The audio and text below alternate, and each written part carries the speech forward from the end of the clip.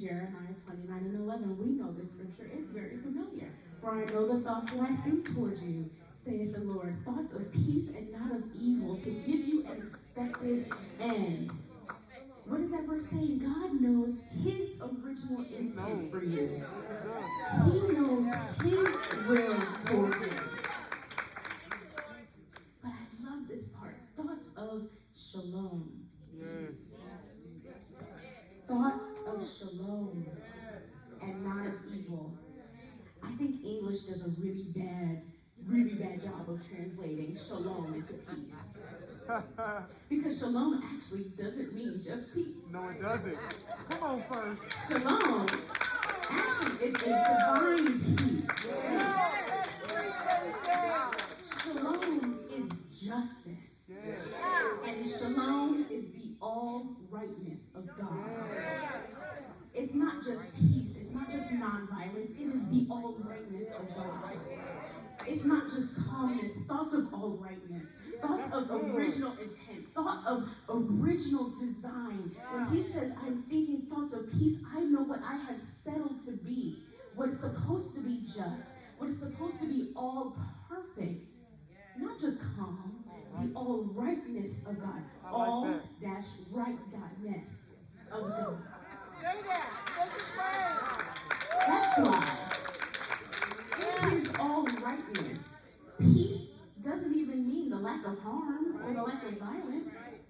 And so when we're looking at it and we're saying thoughts of all-rightness, that's why it says evil. That's why it says thoughts of peace and not of evil, instead of thoughts of peace and not chaos.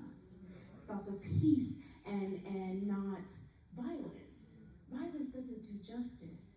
Thoughts of peace and not of evil, because evil is chaotic. It is out of order. It is out of God's divine order. So when he says thoughts of peace and not of evil, he's saying thoughts of all rightness and not that which is chaotic. To bring you back to his original intent. You better do that. Thoughts of all rightness, which brings you to the anticipated place that he has already designed for you based on his original thought when he first birthed you in his mind. Yeah. This is good. Which is why we have to come back to shame. Because the thing that wants to remove you from the all-rightness of God, the original intent of God, is shame. And that's why we have to come back to it. Shame is the greatest threat to worship because it causes two things. It causes us to close our mouths, and it causes us to close our mind. Yeah. Good. Put this on mute. In shame, there is no room for conversation. There's no room for prayer, because shame will isolate you from the things of God. It'll isolate you from everyone, including God. Jesus. That's why we are admonished in Hebrews 4:16 to let us therefore come boldly unto the throne of grace, that we may obtain mercy and find grace to help in time of need. But shame will cause us to keep our mouth shut and timid and afraid to let God see us, as if he doesn't already. Remember, it creates a closed mouth, ending communication, threatening relationship building with God through prayer. We cannot worship or be submitted to a God with whom we have no communication, because we don't know or understand his will. Right. And secondly, shame closes our mind. It isolates us and separating us away from God, not of his doing, but our own. In the same way that Adam and Eve stitched together these fig leaves to cover their newly perceived nakedness, so does shame stitch together the veil that was torn when Jesus died, rebuilding these barriers to God. We let shame stitch by stitch, Connect the dot. Come on.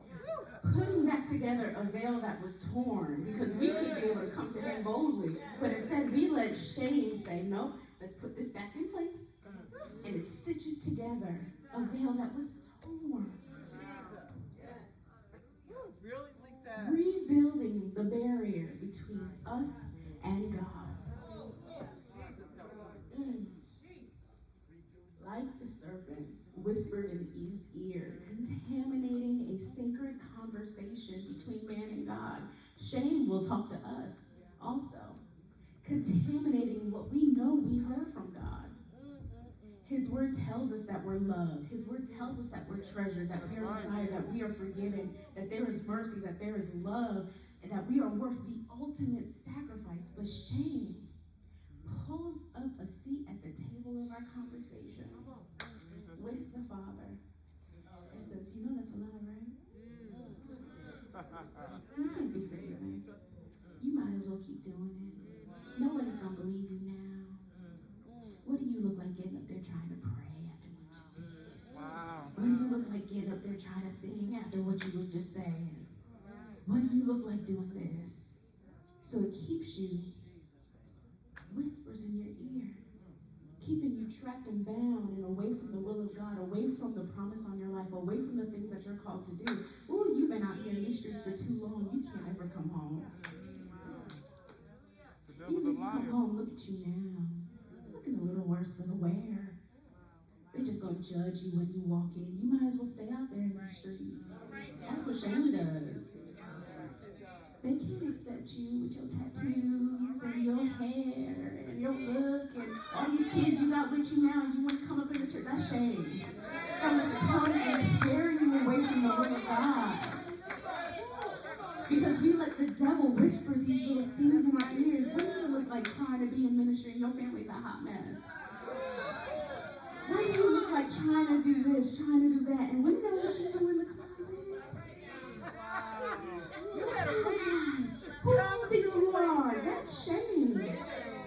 And it comes to tear at your worship because it tears at your submission to what you know God called you to do.